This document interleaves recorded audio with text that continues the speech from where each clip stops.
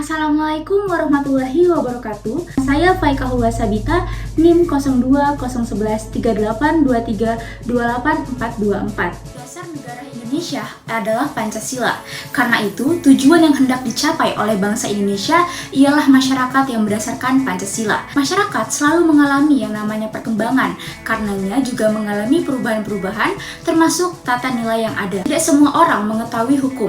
Namun, dengan adanya media massa, masyarakat akan mengetahui hukum dengan membaca maupun mendengar informasi. Tidak semua orang juga sikap selayaknya berjiwa Pancasila. Di sini saya akan sedikit memaparkan mengenai perilaku rakyat Indonesia yang berjiwa Pancasila dan tidak berjiwa Pancasila di media massa. Perilaku rakyat Indonesia yang mencerminkan jiwa Pancasila. Contoh pertama, dibangunnya Puja Mandala. Puja Mandala adalah sebuah pusat peribadatan dengan 5 rumah ibadah yang berbeda yang berada di dalam satu area kompleks, berlokasi di Nusa Dua Bali. Bangunan ini membuktikan indahnya toleransi di Indonesia yang memiliki arti tempat beribadah. Di dalamnya terdapat Masjid Agung Ibnu Battuta, Gereja Katolik Maria Bunda Sagala Bangsa, Vihara Buddha Guna, Gereja Kristen Protestan di Bali atau GKPB, dan Pura Jagat Nata. Walaupun kelima rumah ibadah tersebut dibangun di tempat yang sama, tetapi nilai toleransi dan saling menghargai antar umat beragama sangatlah kuat. Hal tersebut menunjukkan bahwa rakyat Indonesia itu berjiwa Pancasila, yaitu mengembangkan sikap hormat dan menghormati dan bekerja sama antara pemeluk agama dan penganut kepercayaan yang berbeda-beda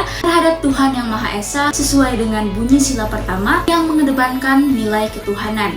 Perilaku kedua ialah pelestarian budaya lokal. Keberagaman budaya Indonesia memiliki nilai dan harga yang tak ternilai. Setiap kebudayaan perlu dilestarikan dengan mengimplementasikan dalam kehidupan masyarakat sehari-hari. Dengan melestarikan budaya lokal merupakan suatu implementasi dari bunyi sila ketiga, yaitu Persatuan Indonesia yang mengedepankan nilai persatuan yang mengutamakan rasa cinta terhadap tanah air. Ketiga, suka melakukan perbuatan yang mewujudkan kemajuan dan keadilan sosial seperti aksi demonstrasi yang dilakukan dengan tertib. Contohnya, mahasiswa di Makassar menggelar demo menolak wacana pemilu dikembalikan ke sistem proporsional tertutup. Aksi demonstrasi merupakan wujud pengaplikasian nilai Pancasila, yaitu sila keempat, yang pengamalannya mencakup musyawarah dalam mengambil keputusan untuk kepentingan bersama. Dalam aksi tersebut, mahasiswa meminta hakim Mahkamah Konstitusi harus bersikap lebih adil dengan mengedepankan kepentingan masyarakat. Kemudian, perilaku rakyat Indonesia yang tidak berjiwa Pancasila. Pertama, ialah melakukan perbuatan yang anarkis, seperti merusak sarana umum dan menyebabkan konflik antar sesama anggota masyarakat. Contohnya pada kasus 2 kelompok remaja